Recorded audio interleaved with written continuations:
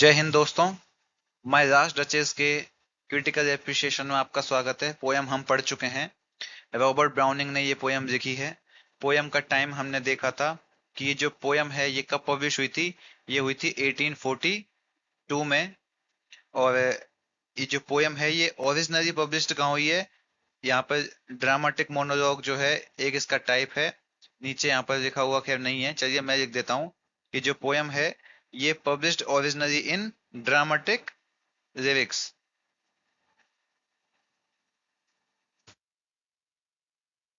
My last duchess the poem is published originally in dramatic lyrics. और Robert browning ने ये लिखी है। और एक तरह का क्या है फॉर्म इसकी, क्या है, ड्रामेटिक मोनोलॉग है ये। ठीक है। तो रॉबर्ट ब्राउनिंग जो हैं काफी अच्छे पोइट रहे हैं। माय लास्ट डचेस उनकी बहुत अच्छी एक पोयम है। और सिर्फ एक पेंटिंग को लेकर कितनी इमेजिनेशन एक इंसान कर सकता है, ये वाली एक बेहतरीन चीज इस पोयम को देखने के बाद हमको समझ आती है। इस पोयम को पढ़ने के बाद हमें बेहतरीन ये चीज लगती है। तो सबसे पहले हम इस पोयम के जो फॉर्म है कि किस तरह के फॉर्म में ये पोयम लिखी गई है, तो वो चीज को हम जान लेते हैं। तो पहली चीज तो ये कि इस पोयम की फॉर्म क्या है। ये एक ड्रामेटिक मोनोलॉग है, जैसा हमने अभी अभी देखा था। ड्रामेटिक मोनोलॉग क्या होता है कि एक इंसान अपने मन के भावों को, अपने मन में आने वाली बातों को सामने वाले व्यक्ति को सुनाता है, इस उद्देश्य से कि सामने वाला व्यक्ति उसकी बातों को सुने। स्पष्ट तौर पर ध्यान से सामने वाले व्यक्ति को ही वो इंडिकेट करके उन चीजों को कहता है। जैसे एक व्यक्ति अगर स्टेज पर खड़ा रहता है और वो किसी को कोई चीज सुना रहा है, यहाँ पर ऑडियंस बैठी हुई है, ठीक है, वो कथन कह रहा है, वो बातचीत कर रहा है अपने मन से। अब वो चीजों को बता रहा है, अपने मन से निकलने वाली चीजों को, उसके मन में जो भी सेंटेंसेस और डायलॉग्स हैं वो उनको बता रहा है। इस पूरे माहौल के अंदर बोलने वाला सिर्फ एक ही व्यक्ति होगा, ये व्यक्ति जो कि इस कथन को कह रहा है। ठीक है। ये इनको चीजें बता रहा है और ये इस उद्देश्य से ही बता रहा है कि ये लोग इनको सुने, डायरेक्ट इनको ही इंडिकेट करते हुए। इसलिए इसको क्या कहते हैं, ड्रामेटिक मोनोलॉग। अकेला व्यक्ति इसको कह रहा है। अब लोग अक्सर कंफ्यूज हो जाते हैं ड्रामेटिक मोनोलॉग में और एक और दूसरा सेम, लगभग सेम सा डिवाइस है, सोलिलोक्वी। इसमें कंफ्यूज हो जाते हैं। अब सोलिलोक्वी क्या है कि इसे ही तरह का माहौल है। एक व्यक्ति स्टेज पर खड़ा है या बैठा है, सामने ऑडियंस है। अब ये व्यक्ति बोल तो अकेला ही रहा है, लेकिन ये इन लोगों को इंडिकेट या इन लोगों को डिक्टेट करते हुए नहीं कह रहा है। ये खुद से बातें कर रहा है इस उद्देश्य से कि सामने वाले लोग सुनेंगे।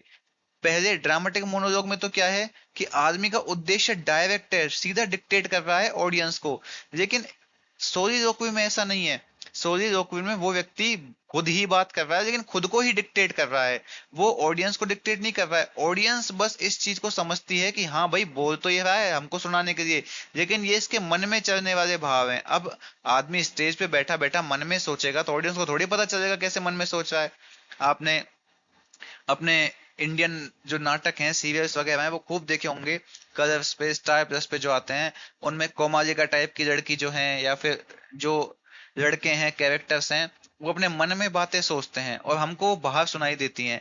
बस टीवी में क्या है कि वो उस बात को उच्चारण नहीं करते हैं, उनके मन से ऐसा दिखाया जाता है हमको कि ये बात उनके मन में चल रही है। लेकिन वो चीज स्टेज पे पॉसिबल नहीं है। स्टेज पे तो आदमी को बोलना ही पड़ेगा, तभी तो ऑडियंस सुनेगी उस चीज को।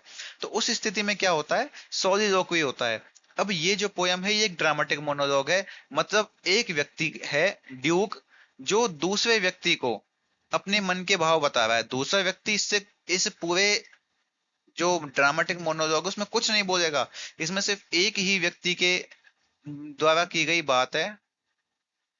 ठीक है, ये सिर्फ सुनेगा, ड्यूक बोलेगा और ये सिर्फ सुनेगा। अगर इसने बीच में कुछ बोला भी होगा दूत ने, तो उसको लिखा नहीं जाएगा इसमें, उसको बताया नहीं जाएगा इसमें हमको। बस एक ही व्यक्ति की पूरी बातचीत सुनाई जाएगी। तो इस पोयम की फॉर्म क्या है, ड्रामेटिक मोनोलॉग। दूसरी चीज, इसका मीटर क्या है। तो ये जो पोयम है ना, ये लिखी गई है आयम्बिक पेंटामीटर में। ठीक है, आयम्बिक पेंटामीटर में ये पोयम लिखी गई है। मतलब हर एक लाइन में 10 सिलेबल या 5 मीटर या 5 फुट, 5 मीटर या फुट। तो ये आयम्बिक पेंटामीटर है। इसके बाद में इस पोएम की राइम स्कीम, तो इसकी राइम स्कीम है ए ए, बी बी, सी सी, डी डी, और इसी तरीके से ये गोज ऑन, मतलब चलती रहती है आगे। अब इस पोयम के अंदर दो चीजें बहुत ही प्रोमिनेंटली इस्तेमाल की गई हैं, वो है सिंबल्स, मतलब सिंबोलिज्म का इस पोयम के अंदर यूज है। अब सिंबल्स दो किन किन चीजों में इस्तेमाल किए गए हैं? पहली चीज तो सिंबल क्या है? The painting. दूसरा सिंबल क्या है? जब पोयम एंड होती है तब हमको दिखाया जाता है द स्टेच्यू ऑफ कौन से गॉड की? नेपच्यून की। Who is taming a sea horse, जो कि क्या कर रहा है? टेम कर रहा है, मतलब पालतू बना रहा है, कंट्रोल कर रहा है किसको? एक सी हॉर्स को।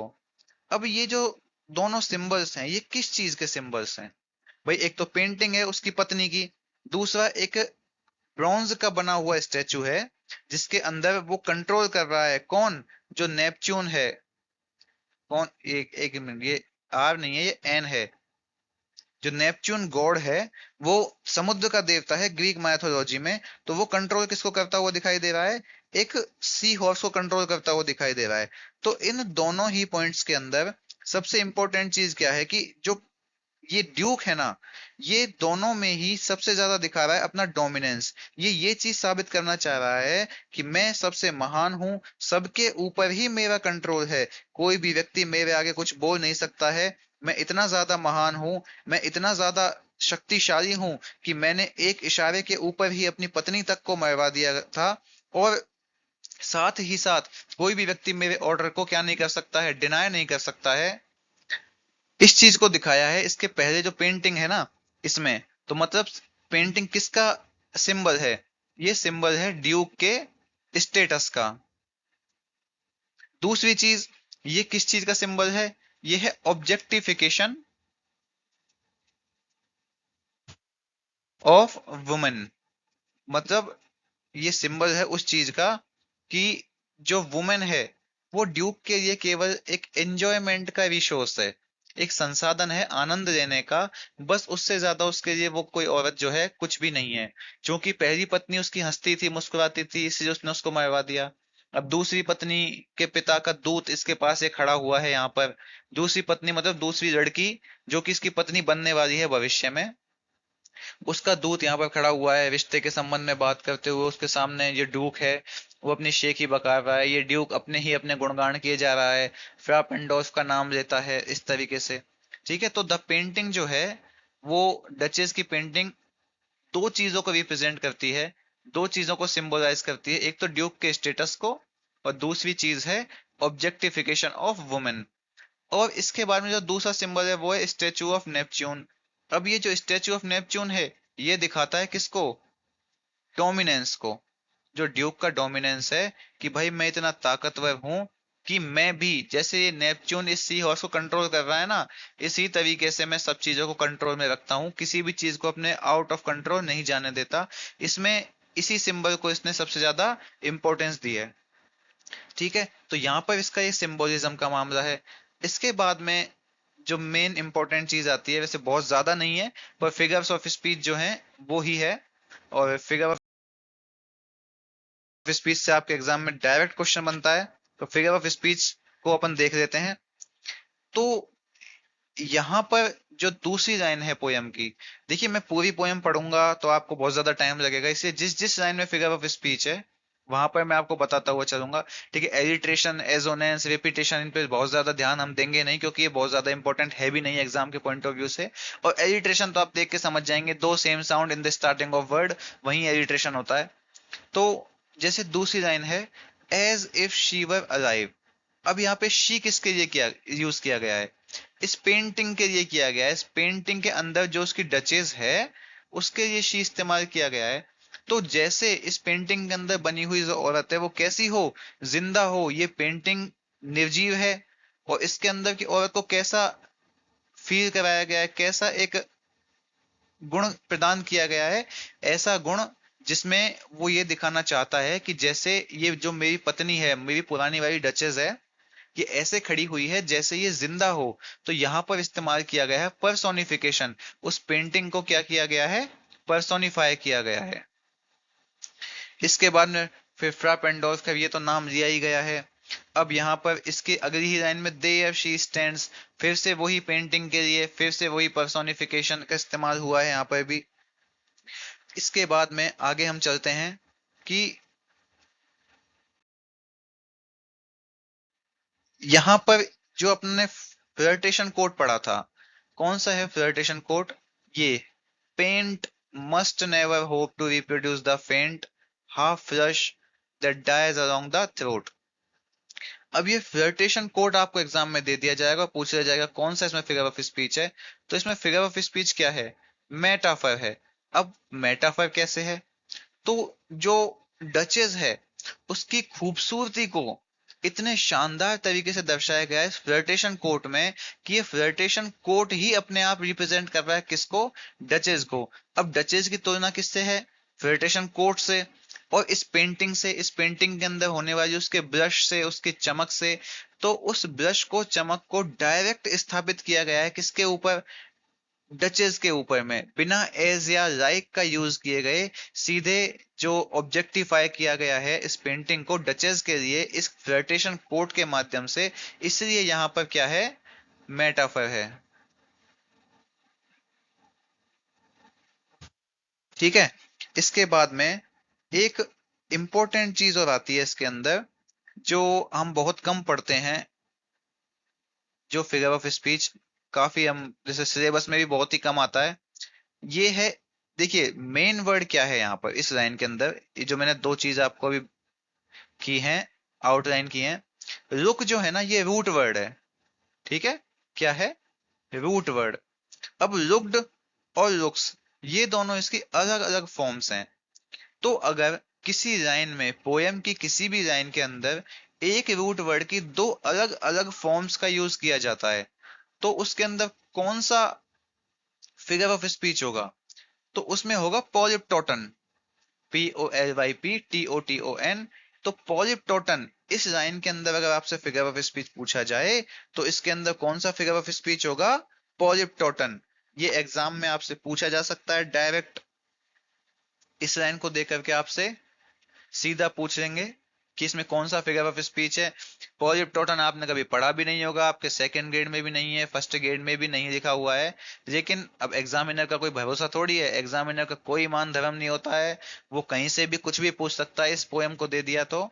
इसलिए ये एक नया फिगर ऑफ स्पीच है पॉलिप्टोटन, जिसके अंदर एक रूट वर्ड के दो डिफरेंट फॉर्म्स का इस्तेमाल किया जा सकता है। इसके बाद अब हम आगे चलते हैं नेक्स्ट स्लाइड में। इनमें कोई बहुत ज्यादा एग्जाम के पॉइंट ऑफ व्यू से इंपॉर्टेंट फिगर ऑफ स्पीच है नहीं है। और यूं तो वैसे जो 900 वाली लाइन है, 900 ईयर्स ओल्ड गिफ्ट के बारे में, उसमें आप हाइपरबोली लिख सकते हैं। पर ठीक है, हो सकता है प्रैक्टिकली वाकई में 900 साल पुराना नाम भी हो उसके खानदान का, तो इसलिए अपन उस चीज को इतना श्योरिटी से नहीं कहते हैं। ठीक है। उसके बाद में यहाँ पर ये अपने लिहाज से, अपने हिसाब से लास्ट फिगर ऑफ स्पीच कौन सा है, यहाँ पर देयर शी स्टैंड्स। फिर से वही पेंटिंग के अंदर डचेस की बात हो रही है, जो एज इफ अलाइव, कौन अलाइव है, वो पेंटिंग, वो डचेस अलाइव है, कहाँ पर है, लेकिन वो डचेस पेंटिंग के अंदर है वो डचेस। तो यहाँ पर भी फिर से क्या है, पर्सोनिफाई किया गया है उस पेंटिंग को, जैसे तो उसके अंदर की जो लेडी है वो क्या है, अलाइव है। ठीक है, तो यहाँ पर फिर से इस चीज को पर्सोनिफाई किया गया है। उसके बाद में यहाँ पे अभी हमने थीम में देखा ही था, जो डोमिनेंस दिखाया गया है। सीधा प्रश्न बनता है कौन से गॉड की वो ब्रॉन्ज का स्टेचू था, तो वो नेपच्यून का था। कौन से एनिमल को या कौन से क्रीचर को वो कंट्रोल कर रहा है, तो सी हॉर्स को वो कंट्रोल कर रहा है। किसने वो चीज बनाई है, तो वो बनाई है क्लॉज ऑफ इंसबर्ग ने बनाई है। कौन से धातु की बनी है, तो ब्रॉन्ज की बनी है। इस तरह के आपसे डायरेक्ट क्वेश्चन बनते हैं। ठीक है। तो यहाँ पर आपकी ये पोएम का क्रिटिकल एप्रिसिएशन होता है समाप्त। मिलते हैं नेक्स्ट वीडियो में, तब तक के लिए धन्यवाद। जय हिंद।